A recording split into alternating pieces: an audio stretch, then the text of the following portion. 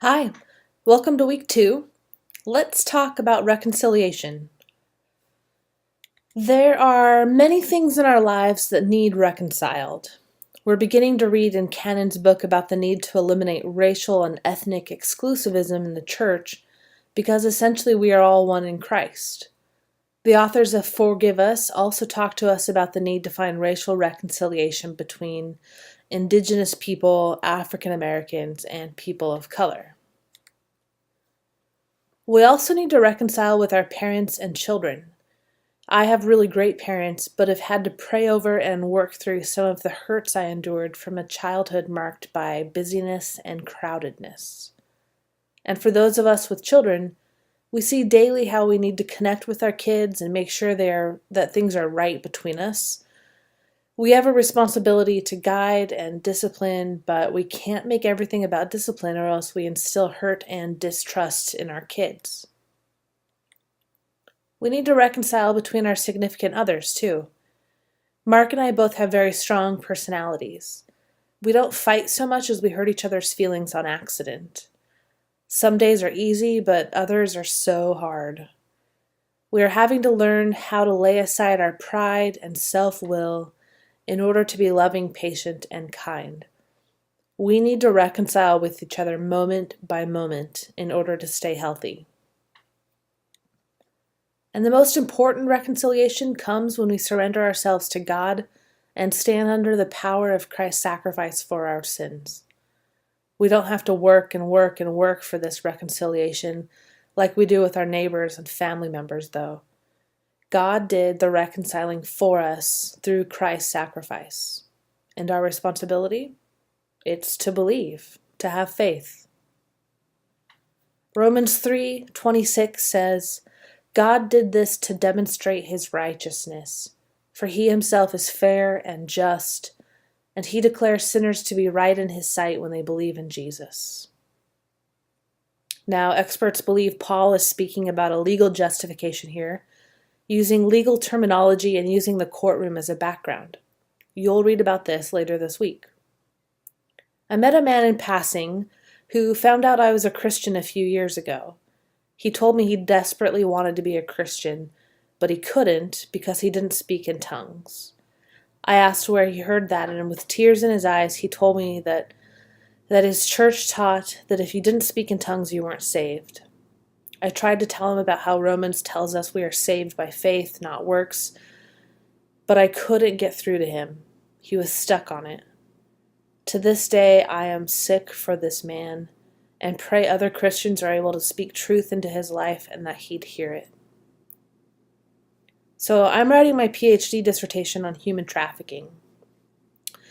This means that I study human trafficking all day long. It is hard and exhausting. And when I first started my studies, I became depressed after reading about all the horrible things we do to one another. I mean, sick things that most of us can't imagine. I had to learn to take walks with my dog and visit the children in my life just to find glimmers of hope in innocence. When I first started studying human trafficking, I was just sick over it. I wanted the solution to be a machete, to literally take a machete to everyone involved in the situation, the pimps, the Johns, and even the victims, because I struggled with the question, what hope was there after someone had been so defiled? But then the Lord brought me to a place of great humility. You see, I'm a recovering addict. As a young child, I developed an addiction to a sexual fantasy life that would allow me to escape when I was bored, tired, sad, angry, hungry, whenever. Some days the line between recovering and addict is very thin, but it's been nearly 11 years since my healing. One day, after I was thinking about taking a machete to the entire sex industry, I very clearly saw a line drawn in the sand. I am an addict. I do not have victims, but neither am I a victim.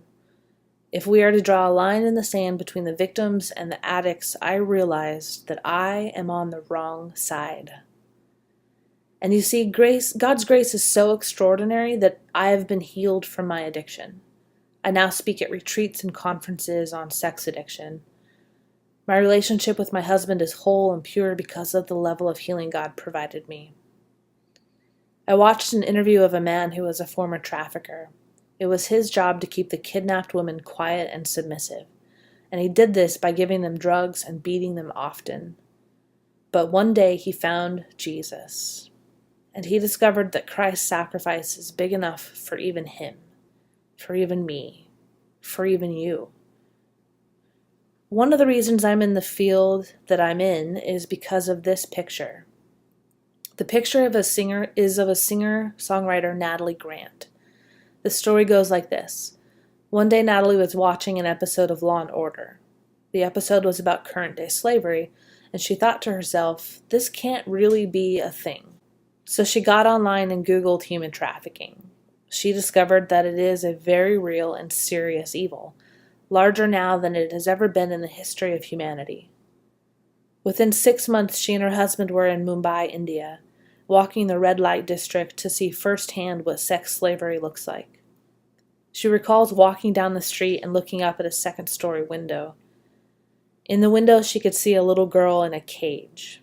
She knew that she couldn't do anything for that girl in that moment, but vowed to use her fame and power to do something when she got home. So when she got home, she developed a ministry that raises support for organizations around the world working to rescue girls from the sex industry. This picture was taken after Grant was traveling to the homes she helped establish all over the place. These homes are for kids to get medical attention, education, counseling, everything they need. This picture was taken after Natalie Grant lost her voice singing on the road. These two little girls, former sex slaves, are laying hands on her for healing. When I saw this picture, I realized that if these children could find healing and be part of someone else's healing, then I wanted to be part of that story.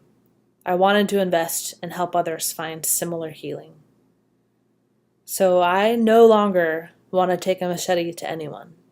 Instead, I want Christ for each of us. Take some time this week to do the required reading and pore over Romans 3:21 through 26. Eat it, ingest it. Let it become part of you. As you're working on your interpretation assignment this week, think about how reconciliation impacts your life, how it should, and how it does. I look forward to reading your forum posts and assignments.